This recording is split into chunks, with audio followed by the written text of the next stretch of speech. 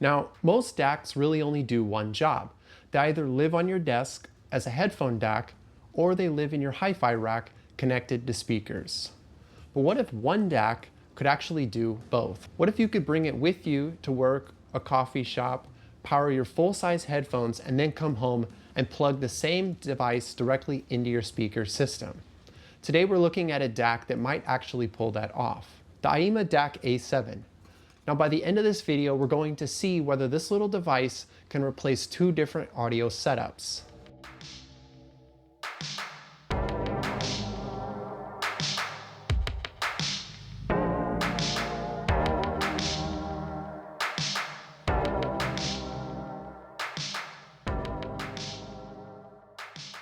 Recently, I reviewed a couple portable listening options on this channel, things like dongle DACs and small portable setups. And those solutions are great for portability. They're easy to carry, easy to use, and they sound surprisingly good for their size. But sometimes they leave you wanting a little bit more. Now, one of the biggest limitations with USB dongle DACs is power. For example, headphones like my HiFiMAN Sundaras do really start to open up when we give them proper amplification. Now, these are not the hardest headphones to drive, but when they get enough power, the soundstage expands, the dynamics improve, and everything just feels more immersive.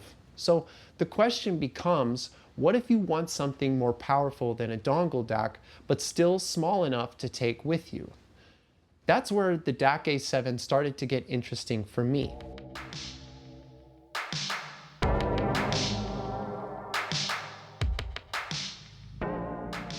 When I first received the A7, I expected a desktop device. But when I opened the box, I was honestly surprised by how small this guy is. Now, for a desktop DAC and headphone amplifier, it's really compact.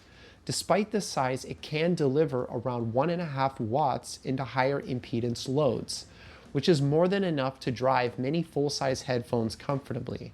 So the build quality is also very solid at this price point.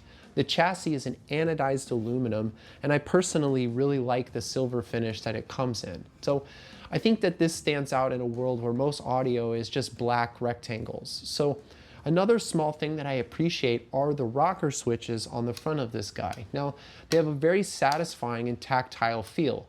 Now, I'm personally a big fan of rocker switches compared to simple push buttons.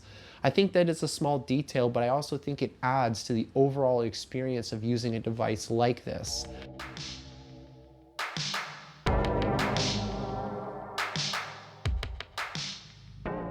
So the A7 is based on an ESS Sabre DAC chip with multiple op amps handling the output stage.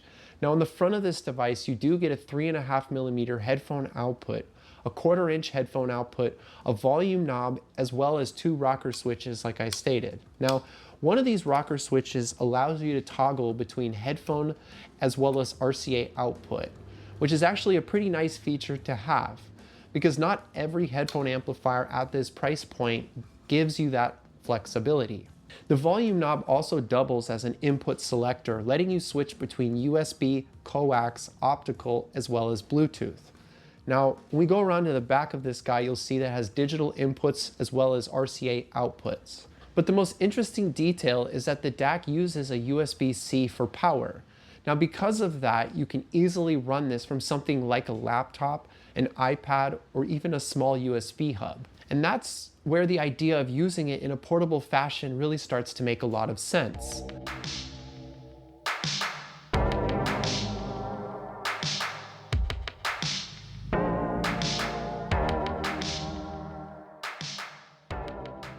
Using a simple USB hub, I connected the A7 directly to my iPad.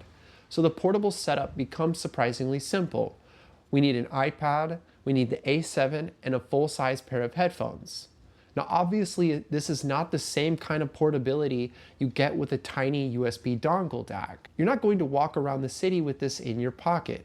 But realistically, most of my listening outside the house happens while sitting somewhere anyways, either working in a cafe, working at an office, or traveling. So I think in those situations, this setup actually works really well, because instead of sacrificing immersion and power, you're bringing something that feels much closer to a real desktop listening experience with you. Using the A7 with my Sundaras in a cafe was honestly a real treat here, because the first thing that stood out was the sense of space. Now, when we compare this to smaller dongle DACs, the presentation is going to feel more open and relaxed. There's more headroom, there's more separation, there's more air between instruments. That extra power really allows the Sundaras to perform the way that they're meant to. Now, as somebody that spends a lot of time listening to two-channel systems, I think you eventually begin to accept that your home system will always be better than anything portable. And I think because of that, portable listening often becomes a more casual kind of endeavor. But the DAC A7 actually brought back a sense of serious listening outside of the house. Now, there were moments where I genuinely forgot I was sitting in a public space. And that's something I rarely experience with smaller portable setups.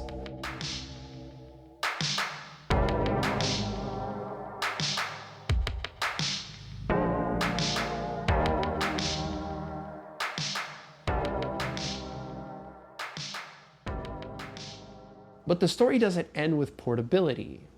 When you get home, the A7 can easily move into your main system.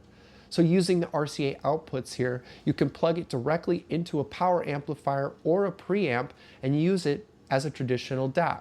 So for example, we could pair it with something like the SMSL A010 amplifier, which I recently reviewed, and a set of speakers for a very minimal system. In this scenario, the DAC becomes the component that moves between locations. So it can be portable during the day, and then it can be a home system at night. Now that's really the core idea behind a device like this. In my system, I compared the DAC A7 with my reference DAC, the Topping D50 version 3. And honestly, I think the performance was surprisingly close. Now the Topping still has slightly more top-end extension, at least in the very top end, but the difference is smaller than I expected considering the price difference. To me, the A7 comes across as a clean, dynamic, and transparent DAC. The mid-range is slightly scooped, which does give the DAC a very lively character. And I think because of that, though, it works well across a wide range of music, whether it's electronic, hip-hop, acoustic recordings, as well as folk.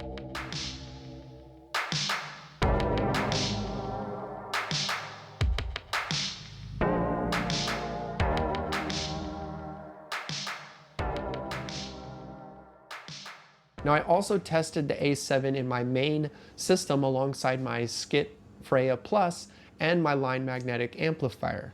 Here the DAC scales up very nicely. Now I even experimented with powering it using my Topping P50 linear power supply. Now that's definitely an extra expense, but it did seem to provide a slightly quieter background. Now honestly, I do think a good battery bank might deliver a similar effect.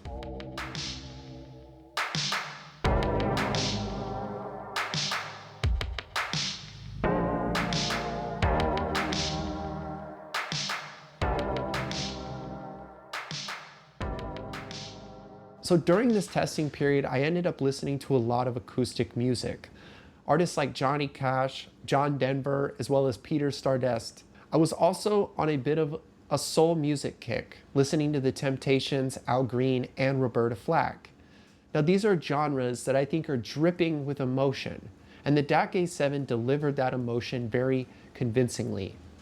Now one track that I think really stood out here was They Don't Care About Us by Michael Jackson. There's a certain intensity in his voice on that recording that feels almost physical. To me, you don't just hear it, it's something that you feel. Now, I had a similar experience revisiting Johnny Cash's American 4. The acoustic guitar on that album has this deep, resonant character that almost reverberates through your body. And I think that the A7 reproduces that beautifully. Now, one thing this DAC really made me think about is how many different systems audiophiles tend to build. Now, a lot of people are going to have a portable setup, a headphone setup, and a completely separate 2-channel system. But devices like this raise an interesting question. Do we actually need 3 different systems? Or could one really flexible DAC handle most of those roles? For me, the DAC A7 made that question feel surprisingly real. So I'm curious what you think. Would you rather have one device that can do everything, or separate gear optimized for each listening situation? So let me know in the comments, guys, because I'm genuinely interested in hearing how people would approach this.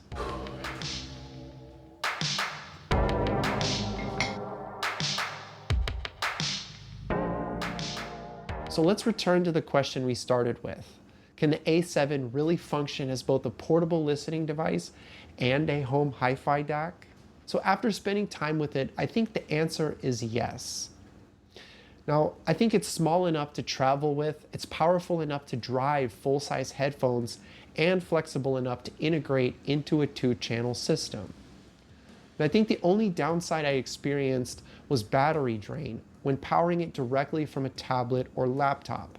So I think if you plan to use this portably, I would recommend bringing a battery bank or plugging it into an outlet. But overall, I think the A7 is more than just a desktop DAC. I think that this is a multi-purpose device that could live 2 lives, if that's something you are interested in. And I think that for anyone looking to simplify their setup while getting great sound, then I think this makes a very interesting piece of gear. So if you enjoyed this review, consider subscribing for more content like this, guys, and let me know what you think. Do you prefer listening to music on the go, at work, or only at home in a dedicated listening space? I'd love to hear how you listen. Thanks, guys. Bye-bye.